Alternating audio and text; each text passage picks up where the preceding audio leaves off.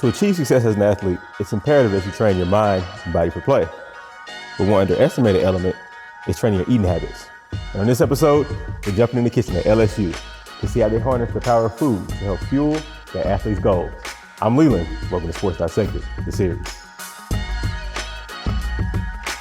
Hi guys, so I'm here with Chef Michael Johnson at LSU. How are you doing today? Good, how are you? I'm good. First and foremost, how do you fuel the guys to get this kind of stuff? Get some of this hardware behind us? You know, it really starts with the sourcing and where we get our ingredients from. I think that's one of the most important parts. You know, like we buy a lot of local ingredients so that it's not traveling from all over the United States, coming from Louisiana crops and farms. The proteins that we source are antibiotic-free, hormone-free proteins, all clean stuff. Obviously, supporting the fisheries is super important. I mean, shrimp and seafood here is a huge industry, and so if we're buying seafood from overseas or from California, we're not supporting our community. And I think with that family culture, it's all about community. You mentioned kind of earlier off camera that this facility was built in 2019. What specifically do you have your hands in building and putting together the kitchen? So I actually was in the building, watching the building be built. They hired me in April of 2019.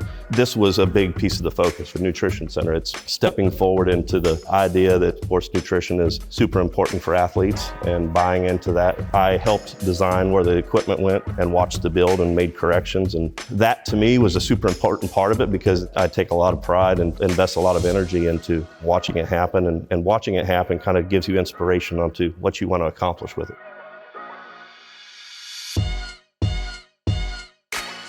We seed 167 athletes. We have 3 meals a day, 2 to 3 hour meal periods, depending on the time of year. This is one of the big selling points as a recruitment tool of when you come in and sit down at one of these family-oriented tables, you're not just sitting with your teammates. There's cross-communication amongst the sports, and there's cross-communication amongst the sexes, amongst races. It's really a melting pot of human beings, and it really has that family atmosphere.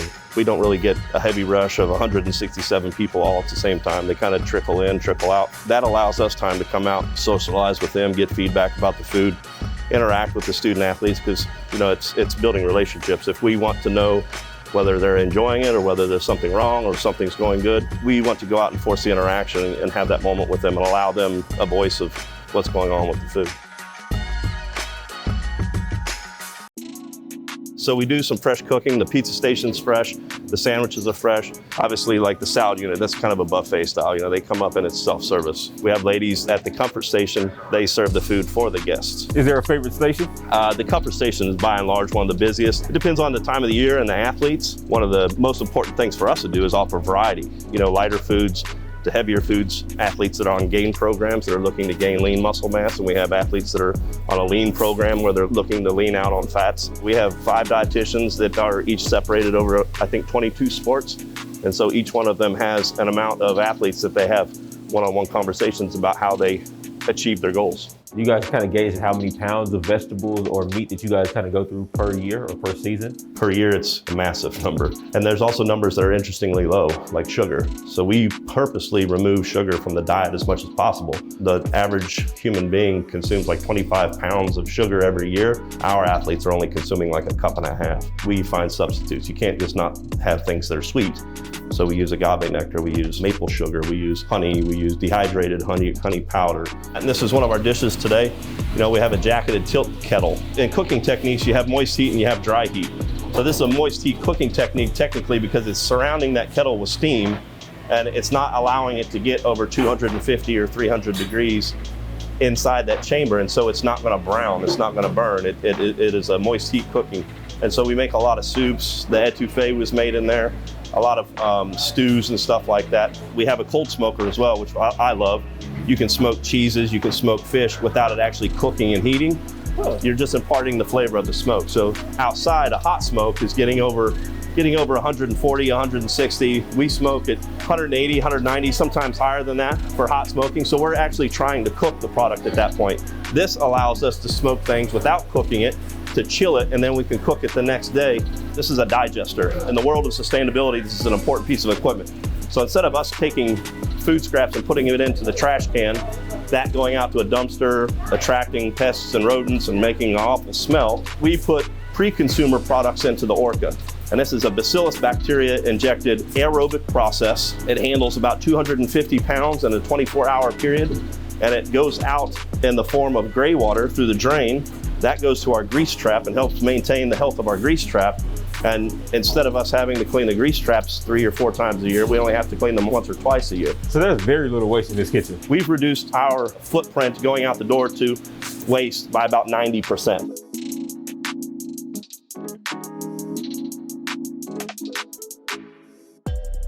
One thing that I really enjoy what we do here is we make fresh pizza. We shred our own cheese, we make our own sauce from scratch, we stretch our own doughs, and it shows in the product. We use Italian tomatoes. It's one of the few things that I do import and buy cans is Italian tomatoes because of the quality. We shred cheese daily. By us shredding it every day, you're getting a moisture-rich cheese that melts nicely. You see how fluffy and light it is. You know, that just offers to the quality of the pizza. You guys are prepping this for tomorrow, so is that the whole week you're always prepping for the day? Absolutely. If we have a large piece of meat that we're cooking on Monday, we're pulling it out today so that it's thawing naturally.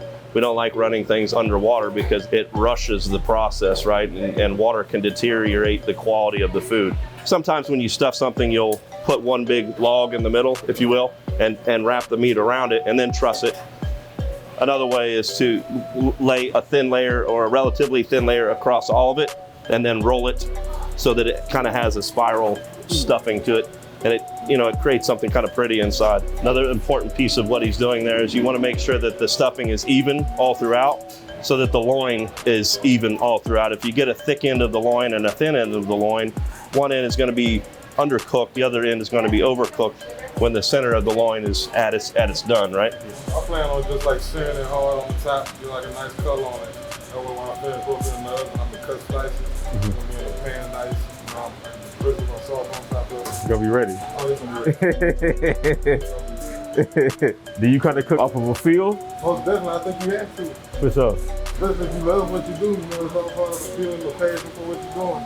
All right, so Major, what's the first step? Pretty much, you got it all laid out for you, so I'll grab the seasoning, get the seasoning like all sides of it. You're gonna season the whole inside of it. Just kind of bring it up and sprinkle it. So when you're seasoning, if you lift it up higher, like you can kind of make it rain, so to speak, like you get a better spread. The closer down here, you get concentrated areas of seasoning. If you hold it up here, you get more spread. Okay. You get the bread stuff. So what you're trying to do is form one uniform size all the way across kind of lump of stuffing there. That's straight? All right. Both sides at the same time. There you go. Now grab the middle. There you go. There. Just keep doing that. Working from the inside out. That's okay. If it falls out, it's fine.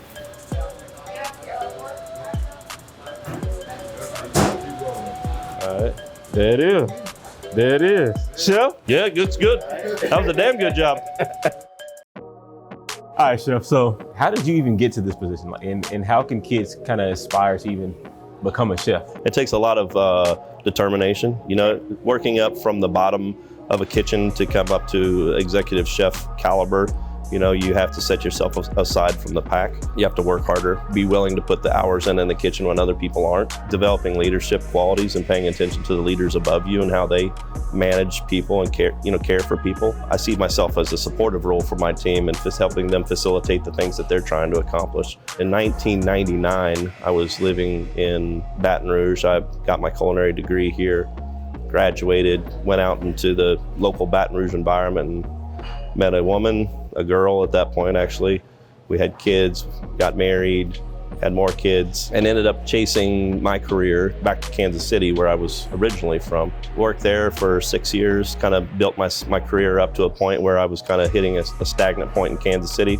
And the company that I was working for recognized that I was putting in the hard work, and they gave me a promotion to Seattle to work for the Seattle Mariners. That's kind of where I really started honing what I would call previous to that slow food field cooking, which was developed by the Italians, into that farm to table, sustainable kind of mindset of a chef. Major League Baseball has 81 home games. At some point I worked 65 days in a row of 18-hour shifts, and I wasn't seeing my family, I wasn't seeing my kids, I wasn't seeing my wife, and she grew tired of it, and our marriage fell apart. So she moved back to Baton Rouge with the kids because this is where her support system was. I had been looking for work down here, but going from the caliber of being a large stadium chef to being a restaurant chef, there's There's a large gap there in lifestyle, if you will. Then I went to work for the Seahawks, and I developed a lot of relationships there with local chefs who I got to pick their brains for philosophy and kind of, closer, more deeply understand, who I wanted to be as a chef. It was super painful for me to, know that they were needing me and wanting me here, and I hadn't been able to accomplish that. 4 o'clock in the morning, I'm pulling my hair out, I'm really stressed out. I get on to Indeed, I typed in executive chef Baton Rouge, and the first job that pops up is LSU. I uploaded my resume, and this is at 4 o'clock in the morning, mind you. And at 10 o'clock in the morning, I get an email saying, would you like to talk about salary requirements? Are you available to talk with me today? And I was actually in the airport flying back to Seattle that day, walking, when I get a phone call from a friend of mine that I haven't talked to in 10 years. And he picks up the phone and says, hey, is this Mike Johnson? I'm like, yeah, this is Mike Johnson. What are you doing, dude? Like, we haven't talked in forever. Long story short, I just got a phone call from a buddy of mine. Did you just apply for a job in Baton Rouge? And I was like, this was 6 hours ago, and he lives in Atlanta. How the hell did you know that I applied for that position? We had a similar friend that was working here, saw my resume come through, and called him and said, hey, is this Mike Johnson? On February 14th, on Valentine's Day of that year, I came down, did a cooking practical, did my interview, and they made me an offer right there. The funny thing is I was still wearing my chef jacket, and I went over to pick up my kids, and I had my Seattle Seahawks chef jacket on. My kids were like, Dad, why are you in your chef clothes? And so I got to tell them on Valentine's Day that day that I was moving to Baton Rouge, and it was What a moment. It was an emotional moment. My first year here was 2019. What a magical year. Holy cow. I mean, it was incredible. LSU is an incredible place. The culture here is incredible. Administration, the atmosphere, the weather, the fishing. I love living here. This is my home, and this is my family. Shout out to our partners at The Game Day. The Game Day is a new sports and sports betting media company built for today's fan. Check out the link in our bio and on our community tab for all their great content, and head to their website at thegameday.com for the latest sportsbook promos, betting tips, expert picks, and sportsbook app reviews.